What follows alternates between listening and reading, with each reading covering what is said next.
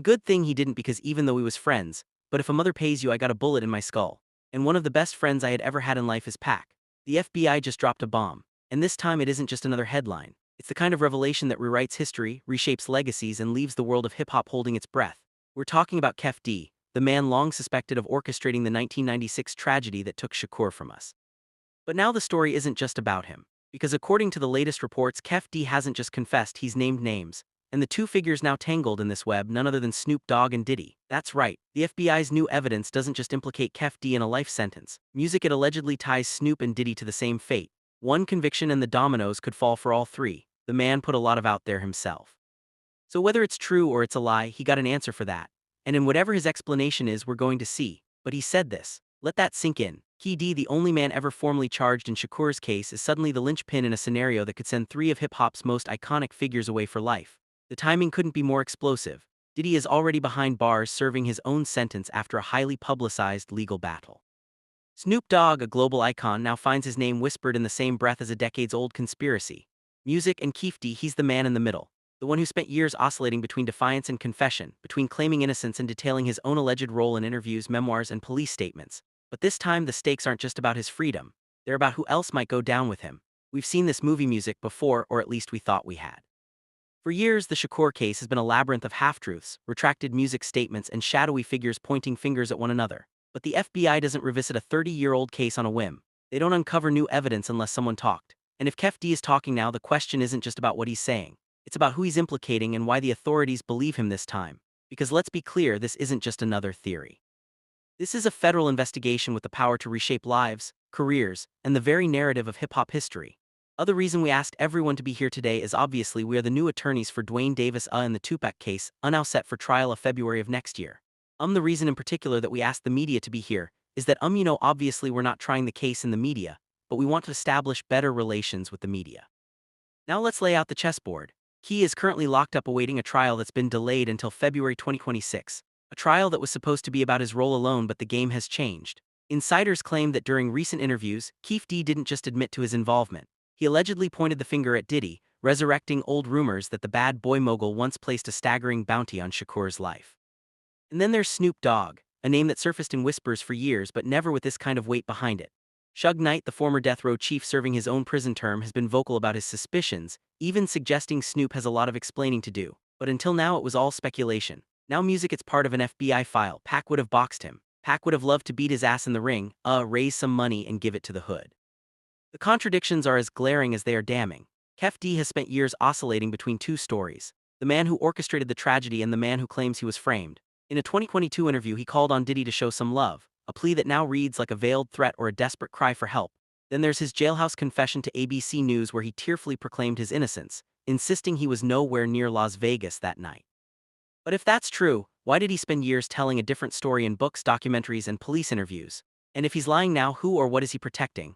The FBI's move suggests they found something concrete, something that turns Key's past admissions from mere words into potential evidence. The idea here is that the state has the burden of proving it beyond reasonable doubt. We don't think that they can prove it beyond a reasonable doubt. Also just to go back a second, about what was seized, also what was mentioned was, some memorabilia, posters of Tupac and things like that, which we don't really think has a lot of evidentiary value, but and if that evidence holds up, the implications are staggering. Diddy, already incarcerated, could face additional charges that ensure he never walks free again. Snoop Dogg, a man who spent decades cultivating an image of laid-back invincibility, could see his legacy crumble under the weight of a conspiracy theory turned federal case. And Kef D, he's the wild card, the man whose next words could either bury him alone or take the others down with him. But here's where the plot thickens. Because if Key is telling the truth now, why did he lie for decades? And if he's lying now, who is he really protecting? The answers might lie in the relationships between these men. Relationships built on loyalty, betrayal, and the kind of street politics that don't always translate in a courtroom. Diddy has long denied any involvement, even calling Shakur's brother Mop Prem Shakur in the 2000s to personally distance himself from the rumors. Snoop, meanwhile, has maintained a careful silence, though Suge Knight's recent podcast rants suggest there's more to the story than we've been told. And then there's the money. Key's claims about Diddy's alleged bounty aren't new, but they've never carried this kind of weight. Music, if the FBI has financial records, witness statements, or any form of corroboration, this stops being a conspiracy theory and starts being a prosecution. Meanwhile, Kef D's legal team has been scrambling, delaying the trial, changing attorneys' music, and hinting at new and substantive announcements. They know what's coming. The question is whether the public does. Music, he's saying that, did he put a hit out on you and Tupac, and that's the reason why Tupac got Vegas. So yeah, man, how you feel about that? Well, first thing first, I mean, that conversation been out there. He put his truth out there. A lot of other people put their truth music out there. The irony is almost poetic. Keith D, the man who once bragged about his role in interviews, who wrote a memoir detailing his involvement, is now the one claiming he's innocent. He's the one saying the system is rigged, that the evidence music is flimsy, that he was hundreds of miles away.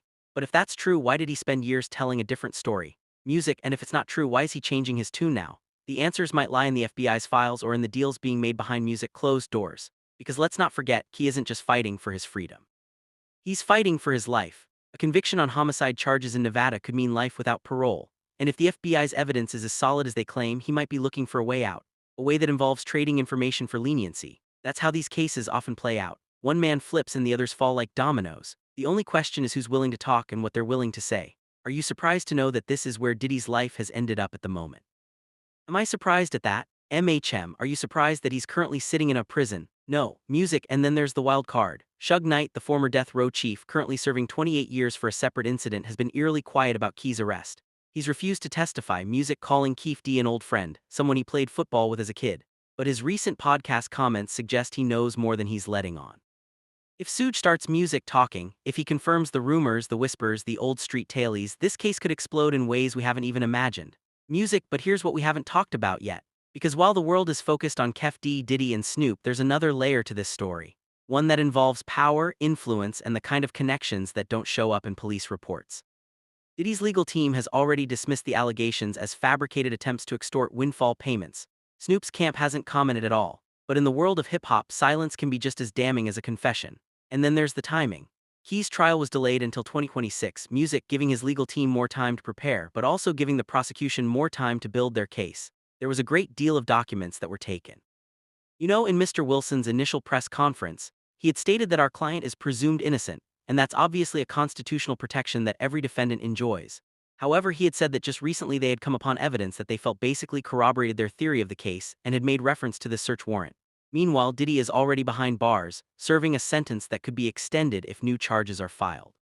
Snoop, the man who spent decades as Music, the face of West Coast rap, could see his reputation irreparably damaged if even a fraction of these allegations stick. Music and Key D, he's the man in the middle, the one who holds the key to it all. Boo.